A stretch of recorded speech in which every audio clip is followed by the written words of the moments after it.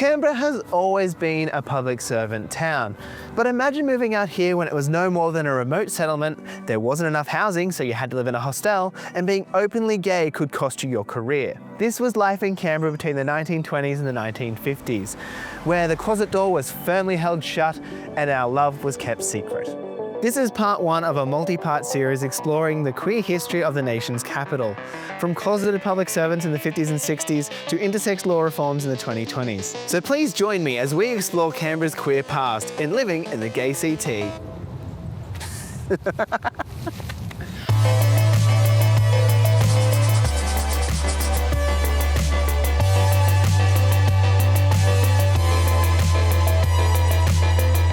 To begin, we must acknowledge that Canberra was built on the unceded lands of the Ngunnawal and Ngambri people, with many family groups having connections to these lands as well. As with other marginalised groups in Australian history, Indigenous queer history has felt the impacts of both colonisation and the domination of heteronormative culture.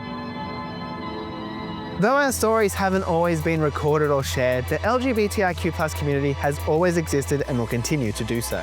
Throughout this series, I'll be using the term LGBTIQ+, meaning lesbian, gay, bisexual, transgender, intersex, and queer, interchangeably with the term queer. Many older people feel uncomfortable with the term queer as it was used as a slur towards us in the past. But today, many younger people, myself included, have reclaimed this word as an umbrella term for the LGBTIQ+ community.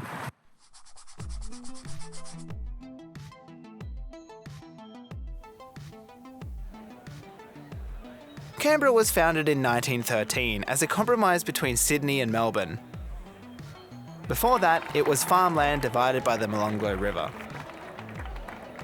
With an influx of public servants and labourers building the city, Canberra struggled to house its growing population.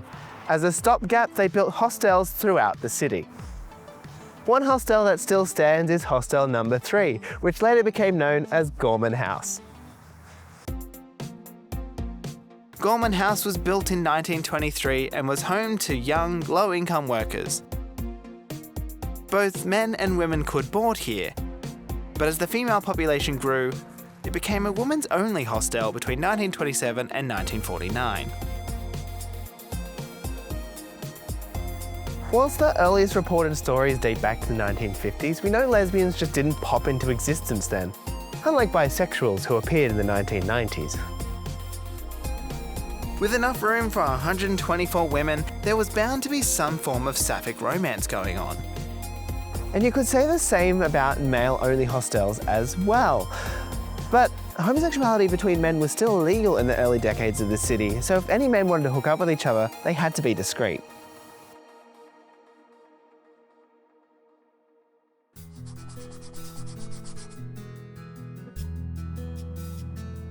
Both lesbians and gay men, known as camp men with a K, had ways of finding each other in the post-war period. Whether attending the plethora of arts groups or playing sport, with tennis being a popular choice that is still a mainstay of the Canberra queer scene today, as well as attending local dances, plays and musical concerts, where men were seen as a bit fruity if they did attend. Or down at the pub, and of course, in the bushes in the multiple beats around the city. Though there are many stories from the 1950s, there was one that caught my attention, and it lives in the National Australian Archives. Because of this, a lot of the personal details have been censored, including names, so I'll dub the main characters of this story Jeffrey and James. Jeffrey and James were both public servants in the Department of External Affairs. They first met in 1952 at Hotel Canberra. After meeting up a couple of times, they eventually caught up in James's room at Havelock House.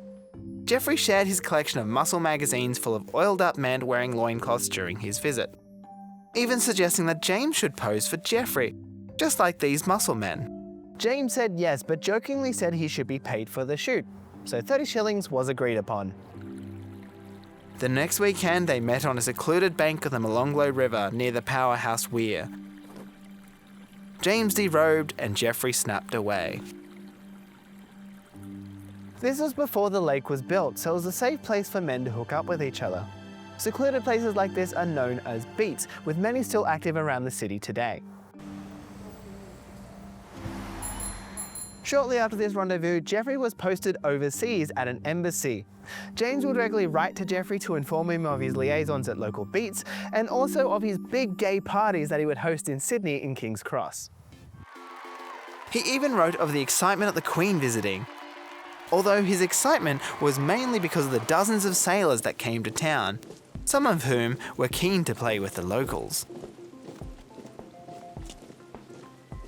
But all of this was going to unravel in late 1954, when a 17-year-old in the city that Jeffrey was posted at was arrested for homosexual offences. Under questioning, he was persuaded to out his friends, Jeffrey included. The shock of being found out led Jeffrey to hand his keys to his apartment to the police, where they found letters from James. Upon this discovery, the Department of External Affairs got involved, as they couldn't have homosexuals infesting the public service. They also found his muscle mag collection, which wasn't incriminating in itself, but they heavily implied he didn't have them for the articles.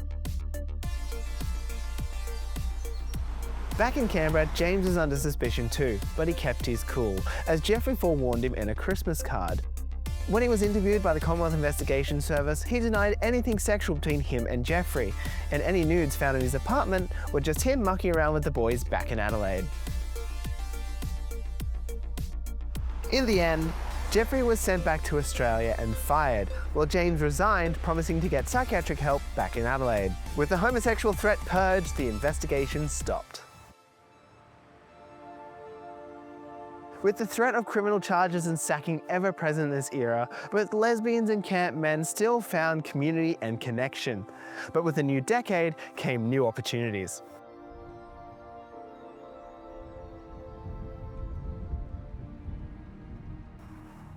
Thank you so much for watching part 1 of Living in the GAYCT. If you want more Canberra history in the meantime, check out the Queers Past podcast or the book Acting Out by David Willett. If you've enjoyed this video, feel free to like, comment and share. And if you don't want to miss the next part of this series, make sure you subscribe.